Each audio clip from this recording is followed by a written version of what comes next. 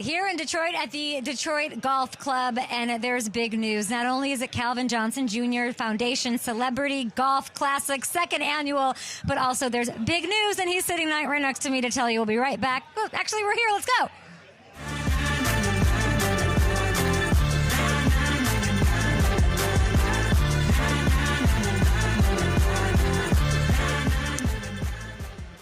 Gorgeous day in Detroit. It was pouring rain, I gotta tell you, but then Calvin Johnson walked out and it just stopped. The skies and the gods are upon us on this beautiful, beautiful Monday morning. And I just got here and the energy is insane. Sitting next to Calvin Johnson, who has a smile on his face because this is not day one. This is day 3 of an insane weekend of celebrations. Tell me all about it. Man, you know, like you say, it's day 3, but we started with our scholarship gala on Saturday. Yesterday, we also had our scholar conference on Saturday as well. And yesterday we had our camp where I brought out all the pros from all the different eras. I brought out celebrities from different industries just to pour into the kids, and we were able to dump into them. We're just hoping that they're able to take something home with them yesterday. And then we conclude today with our second annual golf outing here at DGC, just to conclude the fundraising weekend in order to continue this train of giving back and providing scholarships to youth, deserving youth in both Atlanta and Detroit. And it is all hands on deck. Your family is involved with the foundation. You provide scholarships, backpacks. It's all about education and bringing kids up to be able to give them better opportunities. You're saying you dumped in, you poured into these kids. We're going to talk to Torry Holt today. We're going to talk to Harry Delgas. Hall of Famer Randy Moss showed up, and he was talking to these kids as well. I want to know what you learned. What did you pick up? What kind of inspiration did you get from the kids? Man, from the kids, you know, just to see them. And the first thing I told them when we went out there yesterday, if you give me great attitude and great effort, that's just going to encourage us to dump into you guys. And they gave it to us, you know. And it just reminded me of when I was at that age and I was just trying to, you know, just play as hard as I can, be the best athlete that I can. But I didn't have these guys that were trying to, you know, give me, you know, what it takes to play on the next level. I didn't have nobody trying to pour into me, give me detailed advice on how to get to the next level. So, you know, being able to do that and give that to these kids and seeing them soak it up, and I know that at some point they're going to take it full circle and they're going to be in a position where they're giving back, and that's what makes us happy. That's where the full gratification of what we're doing comes from. What's like your one thing of advice, and like one sentence maybe, one thought, one thing that you really want kids to know and to learn and to just like know that they can do it their way and still be successful? You have to set a goal for yourself and understand that, you know, just because you set a goal for yourself, that there's going to be setbacks. It's not like every time I set a goal, I'm going to achieve it right away. You know, you gotta set a goal, you know, set a realistic plan and put it in place and achieve and take action steps toward achieving that plan. No, it's not going to work out every time, but it don't matter. I mean, I fell down, I got knocked in my face, hit the ground so many times, but, you know, I'm a Hall of Famer now, you know. So all I'm saying, I say that to say that it don't matter how many times you get knocked down, you just got to get up. Yeah, and you always did, and you're a Hall of Famer, Pro Bowler, million-time All-Pro. Everyone still says Megatron. My makeup artist, I was like, Calvin Johnson, she goes, Megatron is here? Yes. And we're here to support you, and that must feel really good to feel loved. But we're also here because as much planning as goes into this, and as much as you knew everything that was going to go on, there was a bit of a surprise. Oh, man. You just found out moments ago, and you're acting very cool. You came right on set, but you were going to be in the Lions Ring of Honor. It's called the Pride of Lions, of course, along with Barry Sanders joining the ranks of the best Lions ever. How are you feeling about that? Man, I mean, you saw me up there, man, as a tearjerker. I mean, I don't like surprises for that reason, man. You might catch me in my emotions. And they definitely did, man. Definitely had, shared a tear because I didn't see it coming. I wasn't expecting it, and it's just an honor. It is to be, celebrated, by my peers and by the city of Detroit. That's the honor. That you got into the Hall of Fame. What makes Detroit honoring you a little bit special? I've been to so many different cities, and Detroit, they have a true fan base. Not just for football, for baseball, for hockey. They're just Detroit fans through and through. And if you come to this city and you put down and you work your tail off, they're gonna love you. And they pay attention, and that's what I love about them. They pay attention. Yeah, I think when I heard the news, and I heard it yesterday, I was like, I can't wait to see this weekend or the day or the festivities because it's all about you. And I feel like your whole career was never all about you. You were always more quiet, reserved. You let your game speak for you. As a receiver of your caliber, like, you could have wanted the camera and the spotlight all the time. How's that going to be for you, that it's going to be, Hall of Fame, you got to hide behind Peyton Manning. You got to hide behind Charles Woodson, I think. Not this is going to be all you, all spotlight. It's like you say, it's never about me. It's about the name on the back of my jersey. Whenever, that's a chip I carry on my shoulder. That's the one thing that, it's easy for me to keep pushing, because I hold it on my back like, hey, I can't fail, because I have a little brother, a little sister, an older sister, all looking at me, looking up to me. Even though my older sister is older than me, they're all looking to me to do great things, because I know it can inspire them to do great things, my family to do great things, and not just them, my fan base. So, I do it for the name on the back of my jersey. I just want to, do it right, do it to the best of my ability, and let my talent and efforts speak for themselves. Let's think of the day. It's Pride of the Lions. It's there. Everybody's there. They're running your highlights on that big screen at Ford Field. What is the one game highlight that you better have on there? Oh, man. Ooh, that's tough. I need to see all my sideline catches. Okay. I got some pretty sick sideline catches. I know Nate B, he brought up the terms, toe drag swag, but he used it so much because he saw me doing it all the time in the game. That's why. Yeah. And then I have a couple catches, from the one in Dallas and the one against Cincinnati where I caught it on several guys. Those are the ones that I love. I caught one on Charles Woodson in the end zone, and him and the safety. I love those things because you saw Randy do it. I was like, I'm gonna do that too when I get there. You went into the hall with Charles Woodson, your colleague, your friend, your frenemy, your competitive guy. Yep. Randy Moss is here with you. You mentioned Nate B. I hope you can hear in your ear. He actually sent in a message for you this morning. Oh, man. Hey, yo, C, congratulations, man. This is incredible. We knew what would happen. It was inevitable because of the legacy that you left on the field. It was an honor to play with you. And I just love seeing you get your flowers, man, because you are a living legend. I can't wait to celebrate with you in person. We can take a couple shots, smoke a little primitive, vibe out, man, like the old days. But enjoy. Yeah, that's my dog, man. Take it all in.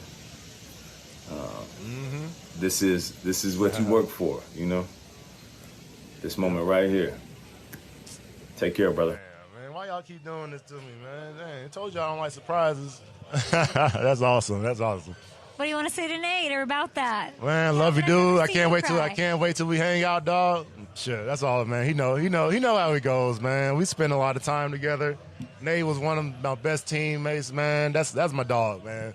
We spent a lot of time together from Hawaii to his house here in Northville. Man, that's my dog through and through. He's your dog through and through. And he's so happy for it. I know he wishes he could be here today, but he probably didn't want to show up because you'd kick his ass in golf. Because you're out here. Let's stop the waterworks and start laughing here. You've got your golf classic. Yeah. You've been taking this, as I understand it, and I'm doing my research, very seriously. You're hanging out with Fowler. You're getting tips from DeChambeau. How good's your golf game right now? Golf game is hit or miss, man. I can play in the low 80s or I can hit a 90. It's just hit or miss. But I'm looking good. I got some good energy. I went to play some live golf at the Pro Am at Live Golf about a month ago in Nashville. As you see me, I got my range ghost fit on. Yeah. So I got my black cat shoe. I'm looking styling today. Okay, I got the hat and everything. So it's very, very fun. I'm gonna look good out there. It's very fun to watch you walking around running this. Like, you're shaking hands, kissing babies, you're doing the whole thing, and it's all for a good cause. So we love being here to support you with that. You played golf also recently with Aiden Hutchinson. Mm-hmm. Okay, and he said that you don't have to say much, that just being around you is inspiring enough. What do you make of Aiden Hutchinson going into this season? Because it looks like he's got help off the edge, something I'm sure you would have wanted a little bit more of when you were playing for the Lions. But it's a strength on this team. They padded up the defense this year. I like to say defense wins championships, and our defense did a whole heck of a lot. And Aiden's done a whole heck of a lot since he's been in the league right now. The kid plays at an all-pro level.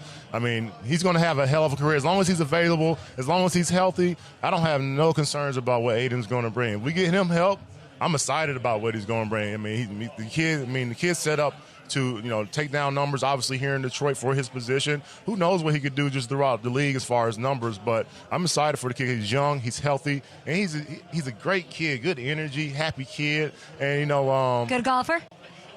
I told him I wasn't a good golfer when I started too, but just keep playing. Just keep playing. Oh wow, Aiden, you gotta get that going. Calvin can't stop crying. This is a very emotional day that we're trying to bring out my best make you laugh stuff. It's not working. Tell me about the sponsors. Who do you want to shout out for this golf? We have our Primitive. Right here. You talk while I putting this on my elbows is what I'm doing so I don't feel anything. This is the best shit ever. Talk to me about your sponsors and, of course, Primitive. Yes, of course. Yeah, Primitive Performance is we're definitely a sponsor for my event. But my presenting sponsors, I have the Detroit Lions. They're here supporting. I have Stiefel Financial here supporting. So those are my presenting sponsors. But I have so many different companies here, Soaring Eagle. I'm going to get in trouble probably if I start trying to go through the list and not mention everybody. So I might need to. We'll make sure to get everybody out. We'll make sure to get everybody out there for Calvin Johnson, who's now going to be in the Pride of the Lions Ring of Honor. I'm trying to for you so hard. Just keep crying, keep the tears coming. I wanted to ask you a little bit more about just your football career. I'm sure Matthew Stafford comes to mind when you get mentioned here to be in the Ring of Honor for the Detroit Lions. Did you happen to see the C.J. Stroud comments about him? So he recently said that he watches a little bit of Mahomes because you can't coach that, but he says he watches pretty much more Stafford than anybody else, and that he thinks that he's up there with the Bradys, and that if he had what Aaron Rodgers had, and I'm paraphrasing here, so CJ don't come for me, but that he would have won 3 or 4 rings. Your thoughts on that? I knew when we were in Detroit that we had the team or the basic foundation of what it takes to win a Super Bowl. I ain't win a Super Bowl, so people are like, you don't know what it takes, yada yada yada. But I knew what it takes to win, and we had those pieces. We just needed a couple more pieces, maybe on the D line, and I felt like we were there. We got rid of Sue and all that stuff, and after that was kind of like when we were starting to rebuild at that point. And as I retired like a year after that or something like that. But a couple years before that, oh man, when we started to go to the playoffs, 11, 12, I think we had it down year 13, and we were starting to trend up. We 100% had the team, and we had a quarterback. Obviously, as you see, the first year he left Detroit, he went and did his thing there in L.A. So when he did that was just for us, everybody was just like, we look around the locker room or when we see the guys, just like, yeah, we knew we had what it took. We knew we had the quarterback. So what was missing? You're saying the D-line, or was it coaching? Was it culture? Yeah, don't do that. Don't let me throw nobody under the bus, okay? I'm not for that. Right. But yeah, we had some missing pieces. We didn't have everybody that we needed on the team. And, but he is that good. People are surprised that CJ, young player, but Offensive Rookie of the Year, no joke, is putting him up there in that like. Do you put him up there in that world? Yes. I knew Matthew. I mean, we had, we're going against the Aaron Rodgers of the world during that time, but I mean, Matthew had the best. Really, I felt Matthew had the best arm in the league. I mean, Matthew's out there probably breaking fingers with just throwing the ball. But he was so accurate. Yeah. He would allow me, just to, he would help me and I would help him. It was a very great mutual relationship that we had. Sometimes I had to make a play for him. Sometimes he just stick it on me where I couldn't help but catch it. And not just sometimes, a lot of the times.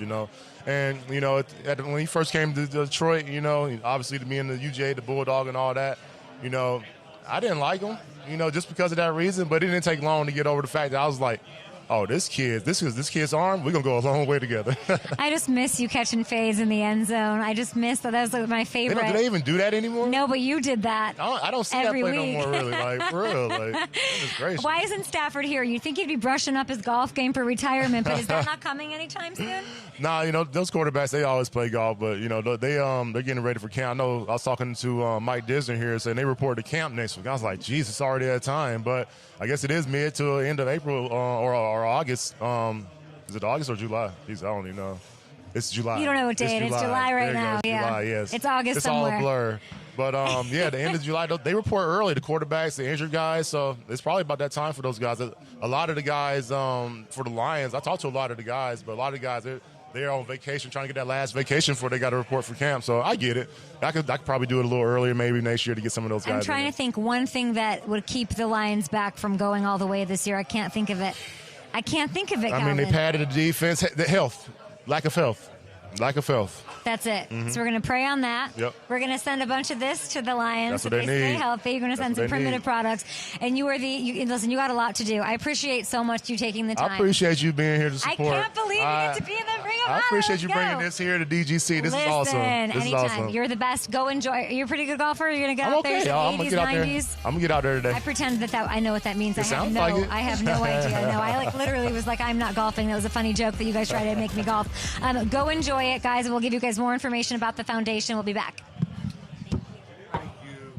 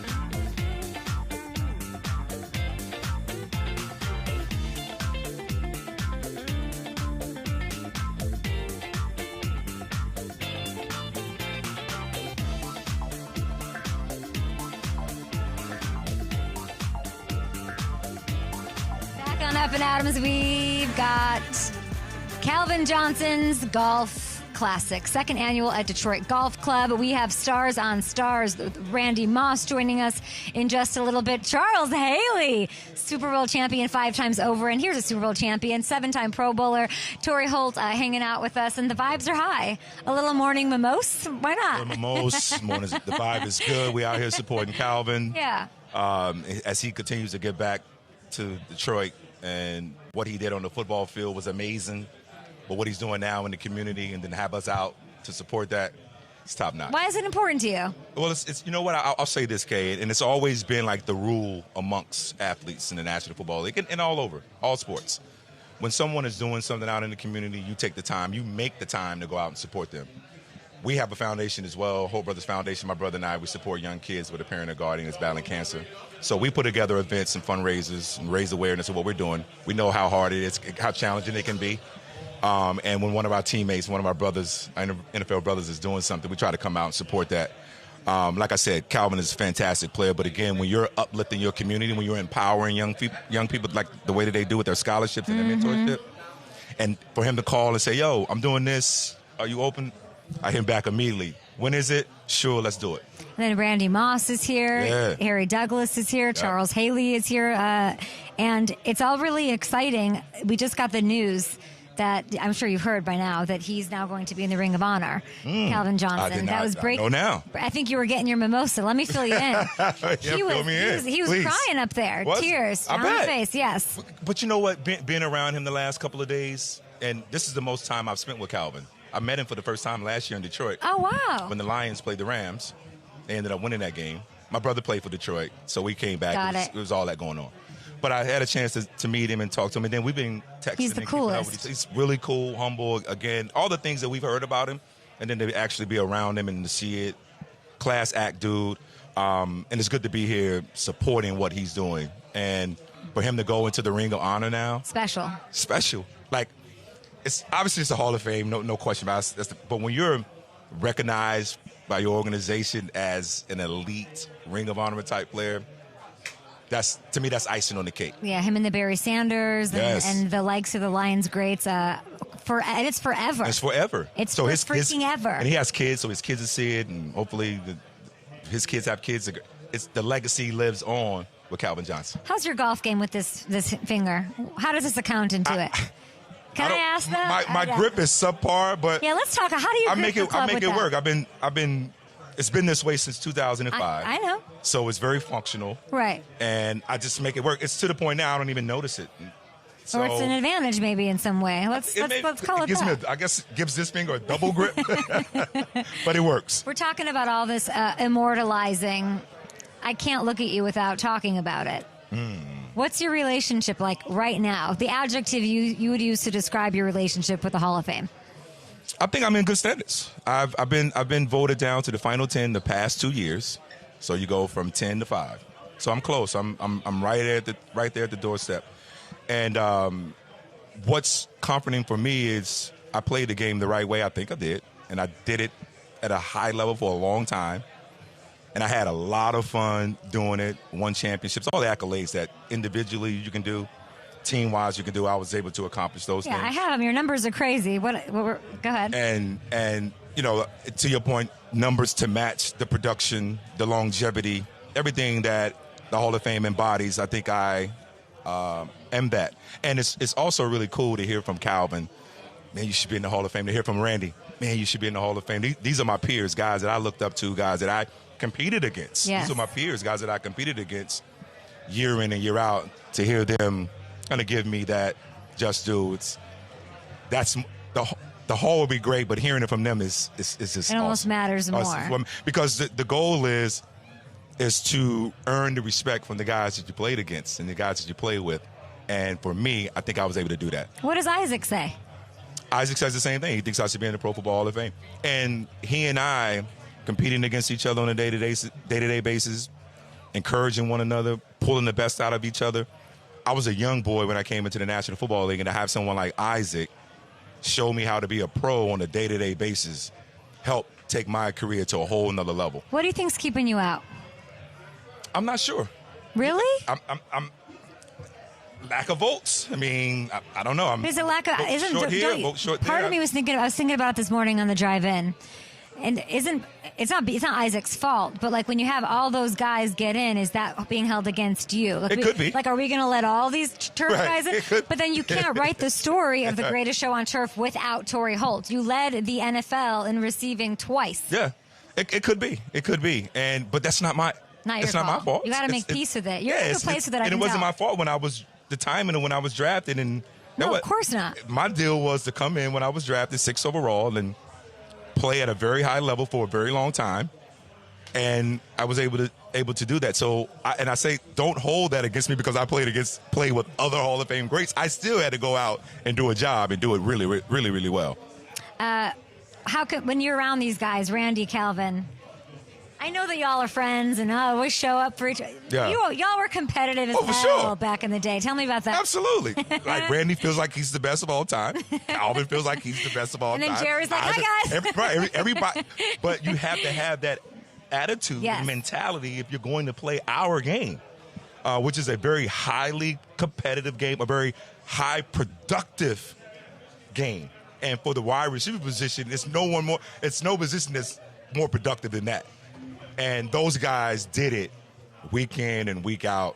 And so for a young receiver like myself coming in and seeing those guys do it, and emulating and admiring what they wanted to do, it drove me to compete against them. Again, respect. When I see Jerry, respect. But I feel like I'm just as hot. When I see Randy, respect. But I feel like I'm just as hot.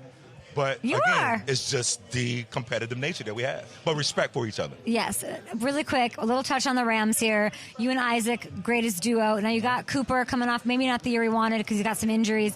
Puka. Oh. What was the first time where you were like, huh? Who? What?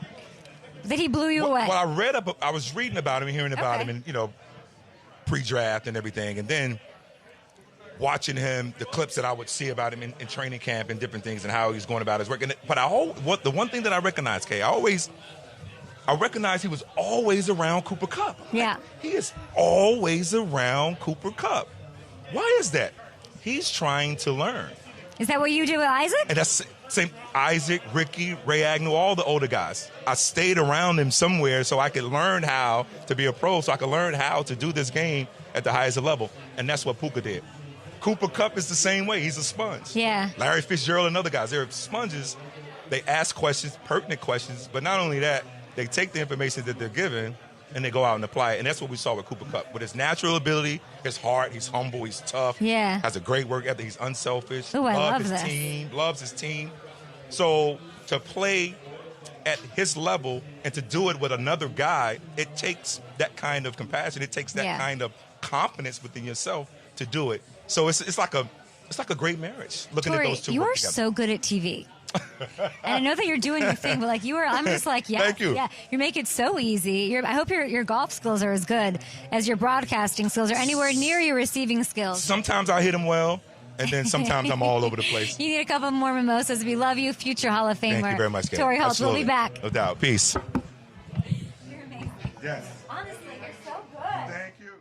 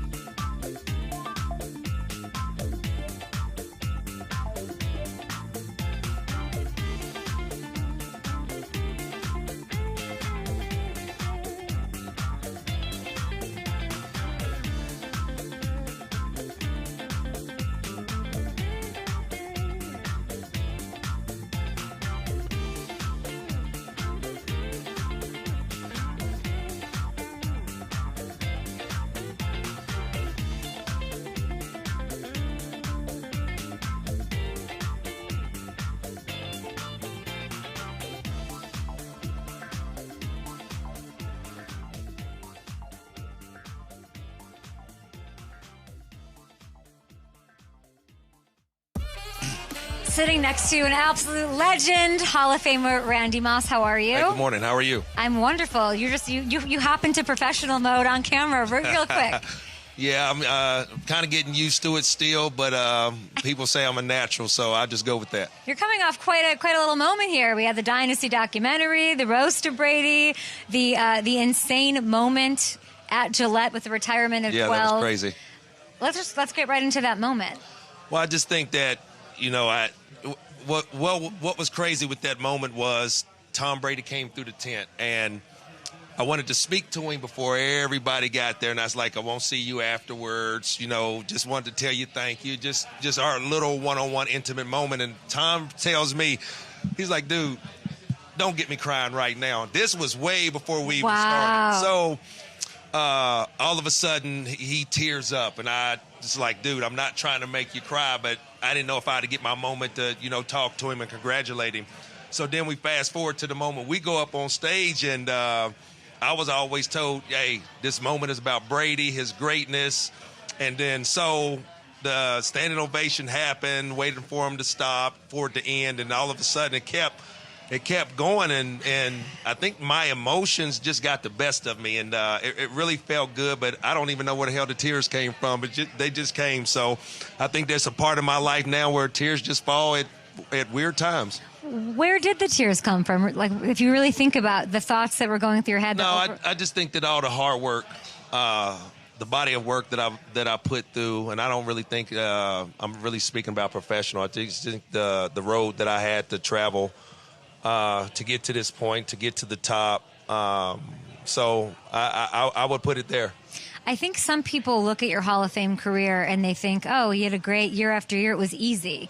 You had a wild journey. You had a lot of adversity. I feel like people sort of forget about it now in retrospect. No, I just think that, the younger generation knows me as, the Randy Moss, the slogan, you got Moss. But I think the people that really followed me back then understood me in a certain sense. And I would really call myself a villain, back in those times. And I don't even know who you would really consider the villain in today's National Football League. But I was considered the villain, and I don't know if that was a good thing or a bad thing. All I wanted to do was play football. So, going back to your first questions with the emotion, yeah, it has been a bumpy road. It has been a hard road to travel. But, success is really not given to you. You really have to earn it. So, like I said, just at this age of my life, just a lot of emotions just come out when they come out. If you were the villain then, what are you now? Oh, man. Well, I'm not playing anymore, and I'm on television, so I just say the good boy, I guess. So, I took it in stride. I really did, and I don't mean it in a negative way. I just think that, I don't really think that I was a hard guy to put up with. I just think that I was very focused and didn't want to get off track with anything when it comes from endorsements to partying. So, basically, throughout my career and throughout my life, I had to sacrifice a lot, and I think that, getting to a point where you do get your flowers, you get a standing ovation, that's where my emotions came from. It was beautiful. It was unforgettable. As someone watching on my computer at home, I really had goosebumps, and it was so well deserved. And I'm thinking about that moment, and it's you, and it's, obviously Tom Brady, Belichick, all of that. Now Belichick's going to be on Inside the NFL holding a microphone like you. Could you ever imagine back when you were playing in New England that would be something in his future? Isn't this like we're living in Bizarro world? Yeah, Bizarro world, because it's crazy. I mean, you hear the things about myself, then getting on TV, and then Bill's making a jump to the television. So, a lot of things that I talk about, Belichick is the man that I know behind the scenes. And I think when you have, the camera, the spotlight on you, and you're getting asked these random questions, and I'm only talking from a player's perspective, sometimes you get in trouble with your response. And I think Bill has really been a great teacher and a great motivator of winning championships, coaching guys that want to be coached. I was one of those guys that wanted to be coached, and just seeing his just transitioning over to the TV is going to be weird. But I know the man, I know how funny he is, I know his sense of humor, so I think he's going to be great, and I can't wait to watch him. You were the perfect person to talk to about Davante Adams. your time with the Raiders, and of course getting traded to New England where you have this incredible season, but you come up short as far as a ring is concerned. Devontae needs a ring. He wants a ring. He's 30 plus. He's there. We're watching what's going on with Netflix Receiver, which you so beautifully narrate. Right, thank you. You're welcome. What should Devontae do? I mean, the game has changed. I mean, what he's saying what he's saying is true. So the man is being vocal. He wants to win. He wants to get put in a situation to win. And I know that back when I played for the Raiders, this is a different organization. I think they're a better team. They're a better organization to back when I was there. So I think my advice for a guy like Devontae is I wouldn't change. I really wouldn't change. And I think that, some of the sound bites you hear is, play my sound bites. I know I've trashed a quarterback here and there, but I think it's all within the game. He wants to compete. He wants to win. And I love it. I take it in stride just by watching it and things like that. So if I could give him any type of advice, and I can't believe somebody's really calling me. Maybe it's Calvin. If it's my Calvin wife. Here No, it's only my wife. So speaking of this, babe, I'm doing an interview right now, and I said there's one person calling me. I'm going to have to call you back, okay? Love you, bye. All right, sorry about that. But you did go through a similar situation with the same organization where you wanted. Yeah, but like I say, I think they're in a better position now. Yeah. I like the general manager. I like the head coach. I like the position they getting. I don't know if the right thing was for them to get out of Oakland, but they did have a culture change. So, but I think should he chase a ring, Randy? I don't see why he shouldn't. I really don't see why he should not chase a ring. I think that he's made all his money. He's made enough money. I don't say all of his money. He's made enough money. So I think for him to chase a ring, I chased one. A lot of players chase rings when they have, been let go of their organization. When I let go of Minnesota Vikings, I didn't know what I was going to do or where I was going to go. And then I had an opportunity to go play for the Patriots. So I think for me, to go back to your question, the advice for him, just keep being yourself, man, and go get a ring. If he has an opportunity to get it, I don't think he has had an opportunity to be in the big game yet. And I think that when you sit up here and work so hard to get to a point, there's a lot of guys that has put in some great work in the National Football League that has never seen the Super Bowl stage. So I wish him well, and I want him to go get it. Is chasing a ring staying in Vegas for the season, or there's a lot of talk about him potentially pushing his way out, making his voice known? I chasing really a ring, is that like go somewhere else? I don't know if the Raiders, they're in the same division with the Kansas City Chiefs, so I don't see a ring in their near future. Tough. So if he needs to chase a ring and get out of there, what would he look like back with Aaron Rodgers? What would that look like? Now, Randy, this is the drama that's been going on. I've been saying it for a long time. Okay. I would like the Jets, if they're going to go all in with a 40-year-old, one of the greatest quarterbacks ever, really go all in. Right. And get that extra piece. I don't know if the salary cap can bring a guy like Devontae Adams in, but I would love to see it. The Raiders have to be losing. The Jets have to be winning before that trade deadline, I think, for that to happen. What do you think? Let's just keep our fingers crossed, and if that happens, we can come back to this interview. But like I say, if it's any fit, speaking about a guy like Devontae Adams, go back with your quarterback, man, and Aaron Rodgers. They made some great things happen. That would look good, him at the Jets. Raider fans are going to hate this bite. It's going to go out. Raider fans are going to hate every second of it.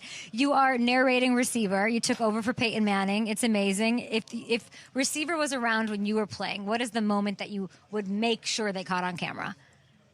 Wow. From your career? 3-touchdown game against the Cowboys, maybe? I don't know. It would have to probably be a holiday game. Either my Monday night coming out party against the Green Bay Packers. Yeah, not because bad. There was a lot of sound bites there. There was a lot of emotions going on in the locker room and into the game, or one of my holiday games like the Thanksgiving game against the Cowboys. Yeah, that was pretty good. The record-breaking touchdown catch in 07 with the Patriots, maybe? Nah, I still got to go earlier in my career. Something with the Vikings. How safe do you feel with those 23 touchdowns? Nobody's getting that.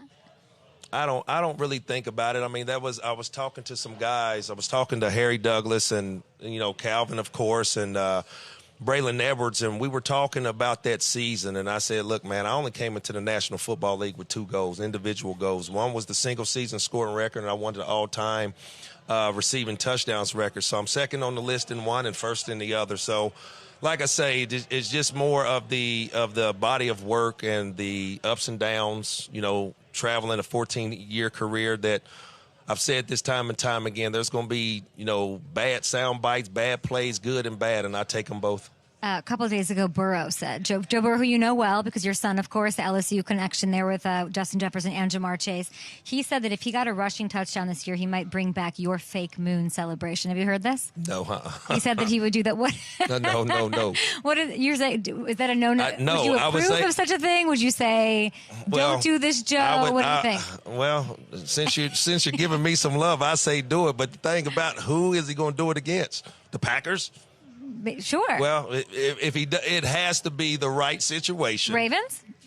Okay, that's That'd a rival. be nice. That's a rival. That'd be Right. pretty nice. Somebody in the division. I mean, that's probably the toughest division in football. So, but back to that, I think that, just bringing some back and just paying homage to that. I mean, I loved it because, like I said, when I done it was all in fun and, people took it out of context. So just bringing some back to create some more humor, I'd love to see it. Wait, you work with Joe now. Does it ever come up? Was it did you guys have to get over it, or does it happen a long time ago? No, I leave it alone, man, because I think now that, people don't realize at the time what I was going through of trying to make something funny into something, and I think that a lot of people took it as an insult, so I really don't get into it anymore. You know Joe Burrow. You know Jamar Chase. You just said it's the toughest division in football, likely. What makes you think, if you do think that they could actually take it as far as they did and get even further this year? I think just keeping Joe healthy. I mean, that's the biggest thing. I mean, I've said it time and time again. It's a quarterback-driven league, and, the team goes as the quarterback goes, and I think that, Cincinnati Bengals, if he gets hurt, go find you a backup. Now, who, I don't know. But I think just the health of keeping Joe Burrow healthy, keeping him upright in the pocket, and he's going to deliver the ball. He still has weapons. He still has a great receiver in Jamar Chase. So I'm anxious to see what Joe Burrow's going to come to. He's been hobbled and injured over the last couple of seasons since he came in the National Football League. So what's going to be able to get the Cincinnati Bengals back to that game and get them a ring is they got to keep Joe healthy. If you're out here playing golf with Calvin and Harry Douglas and everybody, who's catching all the fish? Well, it's a little hot right now. I haven't been out in a couple of weeks, and it's funny that you say that because I'm in Detroit. I mean, this is the smallmouth mecca. So next time I need to get up here and do some smallmouth. What does that mean? Smallmouth? What? So smallmouth. So you got smallmouth and largemouth. Okay. So there are different types of species of a bass that are only in certain parts of the country. Okay. So we're up here in the northern part of the United States. You got to get out there. Yeah, I need to experience that. I looked at your Instagram this morning, and it is just fishing. That's all I love to do. It is your favorite thing. Now, when you catch, did you do the whole, like you're taking the bones out? No, I don't know. You don't do any of that. What do you do when you're catching these fish? Catch and release. Yeah, okay. Bass fishing is a catch release sport that is just the fun of catching the fish, taking your picture, cutting a few jokes, and then releasing them in the water. So that's what I love to do, and that's my therapy. We're here to support Calvin Johnson. Yes. What is your relationship like, and how proud are you of him with everything that he's doing right now? Well, I think, while we played, I think that a lot of people, also wondered. I've always rooted for any receiver, any player in the National Football League, and now, being able to retire and being able to come to an event with Calvin and just seeing his growth and just seeing everything that he's been able to do of just helping kids out, and not just Detroit. He goes back to the state of Georgia and does great work there with his scholarship and things like that. So just being a part of something like this, I've always told guys it's not always about the money. It's always about, giving back. I'm a blessed man, and, I'm going to continue to be a blessed man from above. And just being able to give back and just seeing the city of Detroit, seeing the kids, seeing his foundation, seeing the scholarship that he's handing out, but then also being able to meet his family. So it was just a great time. This is my first time ever being at, an event, held by Calvin. And I told him years ago, man, you ever do something, man, do not forget to invite me. So this is my invite, and I enjoy myself. I love that you're here. I love that you're doing this. Now, there's news. I don't think Calvin knows it yet about him being in the Ring of Honor. Okay. For Detroit. So you can't tell him. I don't think he knows yet if you see him. That's I think beautiful. it's being announced shortly. Oh my God. What is and that? I'm here for it. What do you make great. of that? That he's getting to be in the likes of the Barry Sanders and celebrated by the Lions in that goes way. with his body of work. I mean, We're whispering. with me, being able to play, and then, I'll go out here and do something, and all of a sudden I'll look at the highlights and I'm like, okay, what did Calvin do? And then, so Was it really like that? yeah, it really was. Wow. But it was all out of love, because when we're competing, he's not going to cover me and I'm not going to cover him. But at the end of the day, we played the same position. So it was all out of love, just to see what he would do. And if I play earlier than him, of course I don't want him to top me. Yeah. But at the same time, if I'm playing later on that night, I want to look at his stats. I want to see if I can do better than him. So that's how we competed against one another. But like I say, now that we're both retired, for him to be able to be in the likes like, the Barry Sanders and the greats from the Detroit Lions, I knew it was coming, but when it was coming. So like I said, his body of work stands for itself. I'm just happy to be a part of something like this. We got to celebrate that today. I can't wait till he gets told. And I love his family, too. They're all involved in the foundation, and they take a lot of pride in it, his mom especially. So I'm excited to meet and be around all of them here in Detroit today. It kind of reminds me of what you're saying. I saw it in Receiver, episode 5. It was Devontae Adams on one side, frustrated, watching Justin Jefferson go off on the other side, but mutual respect, loving each other, looking at each other, seeing, oh, he left the game, all of that. It sort of reminds me of the camaraderie you had. Now, Justin Jefferson, I would guess you would think is the best receiver right now? Yeah, hands down. Yeah, hands down. Yeah. No, not Adams. What Justin's doing is surpassing that. No, Justin Jefferson, the way they move it, Devontae Adams is still a great receiver, probably still one of the top 3-4 receivers in the National Football League. But I just think the way that Justin Jefferson is used, Kevin O'Connell is a very intelligent coach. The way he schemes up his offense is a fun offense that I would love to be able to play in. But back to the Justin Jefferson thing, the way that he moves around, I mean, you don't know what position. They can put him at running back, tight end. They can put him anywhere within the offense, and they're going to still get him the ball. Did you talk to him? I talk to him as much as I possibly can, not on a regular basis, but just more like maybe once or twice during the season. Yeah, my hot take was that they're going to have a top 5 offense this year, even with maybe not the best quarterback play that you can mention. You don't think so? No, no, I'm not saying I Tell don't. me. I don't think so. But the quarterback position for that offense or any position is going to be highly looked at. So, like I told you asked me about Joe Burrow and the Cincinnati Bengals, them getting back to the top. But like I said, it's going to go on the strength and the health of Joe Burrow. Same I feel thing like in Minnesota. you and Chris still had your numbers big time when there were some questions at quarterback for the Vikings, no?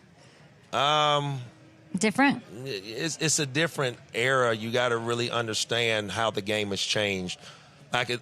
If they still had to be honest with you, if Kevin O'Connell was able to scheme up some runs to be able to take some pressure off whoever, Sam Darnold, this young whoever he has, I think the passing game is going to be elite. But if you don't have a running game, and the running game has changed, a respectable running game that a defense will respect to open up the whole offense. That's what I'm looking at and see what the Vikings can do. I don't want to see J.J. McCarthy at all this year. Why not? Because I just feel like the best thing is for him to sit, learn, because that means Sam Darnold's doing a good job. No, I mean, if you draft... You want to see J.J.? No, well, my thing is when we play, the first 3 guys that drafted, they're playing. There's no ifs, ands, or buts about it. Now, in the 4th, 5th, and 6th round, we'll see. They may or may not see the field, maybe a special teamer. First 3 rounds back then we played. Now you're drafting guys first round. They're not even seeing the field. So you ask me a question. Yeah, Jay, I don't care if he's not ready. He needs to be out there. Week 1? Week 1. Wow. Okay, one last one for you. I was stunned. Hold on. What did I just learn about the College Football Hall of Fame? Are you getting in? Yes, I'm in the college pro. No, but you're in or you're getting in? Hold on. No, this December you're going to be inducted, yeah? Yes. Into the College Football Hall of Fame. Larry Fitzgerald, Julius Peppers, all of that. I mean, you got into the Pro Football Hall of Fame in 2018. What took so long here? You don't want to talk about it? Is it bad? Oh, I don't know. I just saw the number. I was like, how are you not? I don't. No, we'll take it out of the end. No, don't leave it on. I literally was like, how are you not? I don't know much about the College Football Hall of Fame. But I was don't like, know anything either about it, but I think when you do it backwards, that's what I was like. Am I supposed to be excited? I don't know what to ask. Oh no, Randy. We're doing so well. No, I'm very appreciative. And it goes back to the body of work. And I think that 25 touchdowns, 1,649 yards one year. I saw that and was like, huh? That's just I think that's just a credit to the coaches and the players for getting out there helping me put those numbers up. So, I mean, yes, I put up some crazy numbers in college, and to go back to the College Hall of Fame, I mean, it was a big accomplishment, and yes, I am very appreciative and happy to be able to receive an award, because anytime you get in something like it, it's like a ring of honor. That means your name and your family's name will live on forever. For forever. So, like I say, it is what took so long. I don't want to get there, but I think that just being able to now be in college, now to be in the Pro Football Hall of Fame, man, it's been a crazy ride. To go back to your first question with this interview about the emotions from Gillette Stadium, those were places. That's when you think back to your life, and you keep hearing me say the body of work, because that's really what I put together. That's where the emotions come from, because there's been a lot of ups and downs. There was ups and downs in college. There was ups and downs at the Heisman, getting drafted, 14 years in the National Football League. So it's kind of like, as a player, you kind of think, is your work appreciated? And I know this is a team sport, but just be able to have the love that I have for New England, the fan base, the organization, the same love I have for the Minnesota Vikings, man. They gave me an opportunity. The Patriots gave me an opportunity 10 years later. So to be able to feel the love from the fans, man, I did it for my family, don't get me wrong, but at the end of the day, 60, 70, 80,000 screaming fans, I like to entertain. Ray, did you not feel appreciated? Is that what that emotion was? A lot of athletes don't. No. What I mean by that is, when you go from one organization to another, a lot of athletes don't feel appreciated, because you hear a lot of times where a guy gets traded and he never wanted to leave that city. Right. And I'm not talking about myself. I'm talking about just in general. So you have conversations with other guys, and to answer your questions, a lot of athletes don't feel appreciated. I thought it was a beautiful moment where I hope you felt all the love, because you deserve I really it. did, and I for really your body of work on and off the field. And I am very thankful for it, man. Like I say, that for me to be able to get to 47 years living on this earth, and it's been a crazy ride. So that's why I say, man, that you never know, man. Hell. We're getting ready to start the football season coming up in September. I know it's going to be some emotion flowing on ESPN with my crew. So, like I said, you never know. But, man, at this point in my life, man, I am appreciative. I am thankful, and I really appreciate this opportunity in this interview. Amazing. Randy Moss, you're just I could talk to you all day. I know you need to go get ready. Are you a good golfer?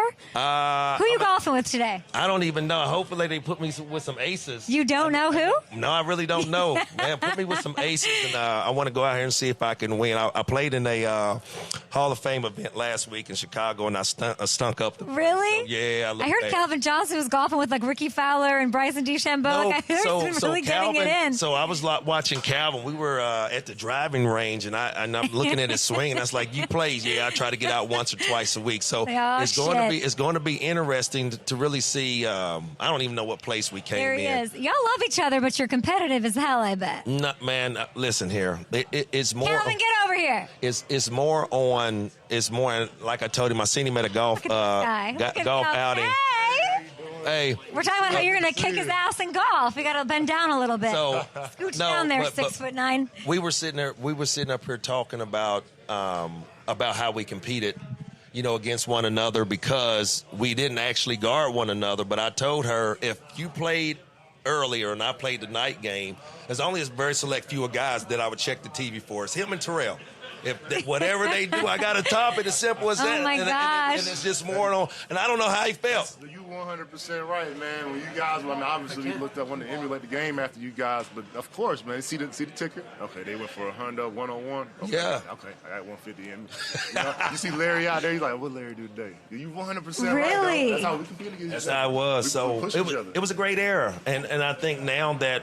Like I told him, I was like, man, just being here, looking at his foundation, I think the biggest thing for me, and I really mean sincerely, I appreciate the invite, thank you, and I think the biggest thing that I take away, you just said it, how his whole family is involved. Mm-hmm. I met everyone, and everyone does a great job, so, man, I really appreciate it. Bro, you know, just having you here, dog, just you graced them kids, man. You know, you poured into them. Everybody poured into them kids yesterday, man. That's a lifelong experience. The guys that we had in there, and the way, not just like to say we were there, but the guys were coaching them. They were pouring into the guys, and I know them. I'm just hoping those guys caught one thing from these guys, yeah. Man. It's a world of experience. They're yesterday. lucky. We love what you do for kids. We're going to talk to Calvin, of course, more Appreciate throughout the day.